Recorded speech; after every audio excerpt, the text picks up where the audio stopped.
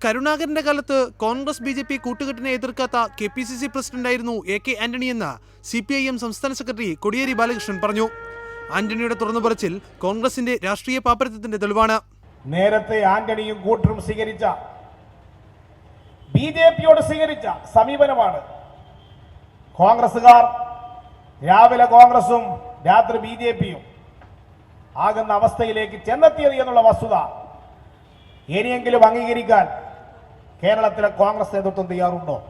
കേരളത്തിൽ ഒരിടത്തും ബി.ജെ.പിയുമായി കൂട്ടുകൂടരുതെന്ന് പറയുവാൻ ആന്റണിക്ക് ആർജവുമുണ്ടോ എന്നും കോടിയേരി ചോദിച്ചു. കേരളത്തിൽ ആർ.എസ്.എസും ബി.ജെ.പിയും സമാന്തര ഭരണം ഉണ്ടാക്കാനാണ് ശ്രമം നടക്കുന്നത്.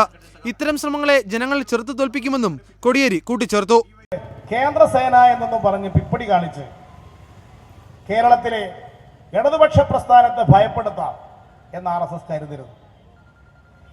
ഇവിടെ ഗ്രാമസഭകൾ വിളിച്ചുകൂട്ടാൻ നേരിട്ട് നിർദ്ദേശം കൊടുത്ത് കേന്ദ്ര ഗവൺമെന്റ് ഗ്രാമസഭകളെ വിളിച്ചുകൂട്ടുന്നു.